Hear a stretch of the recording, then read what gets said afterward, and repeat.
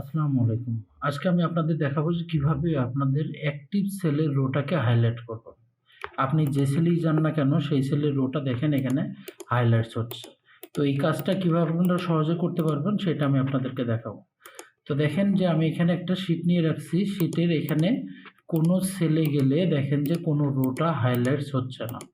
তো আপনারা কিভাবে হাইলাইটস করবেন সেটা কয়েকটা স্টেপের মাধ্যমে। প্রথমে যে কাজটা করবেন Ctrl+A দিয়ে পুরো শীটটাকে সিলেক্ট করবেন। দেন কন্ডিশনাল ফরম্যাটিংয়ে যাবেন এবং নিউ রোলে যাবেন। নিউ রোলে যাওয়ার পরে use a formula to determine which cell to format এখানে যাবেন। দেন এখানে একটা ফর্মুলা দেবেন আপনারা। ফর্মুলাটা হচ্ছে ইকুয়াল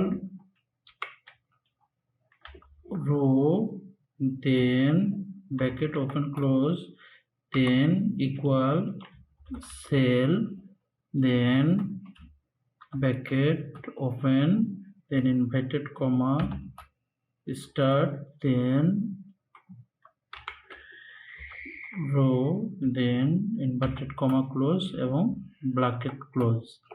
এখন এখানে ফরম্যাটে যাবেন। ফরম্যাটে এখানে কোনো লাইট কালারটা সিলেক্ট করে নেবেন। আমি এটা সিলেক্ট করতেছি। দেন ওকে বাটনে প্রেস করব। দেন ওকে।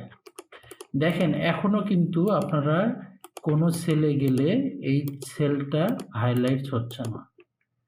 শুধুমাত্র এই সেলে আমাদের ছিল অ্যাক্টিভ ছিল, সেই জন্য এই সেলটা হাইলাইটস শো করতেছে। তো এখন যে কোনো সেলে গেলে এই হাইলাইটস এইটা কিভাবে করব আমরা? তার জন্য এখানে যাব, রাইট বাটন ক্লিক করব মাউসের, দেন ভিউ করে যাব।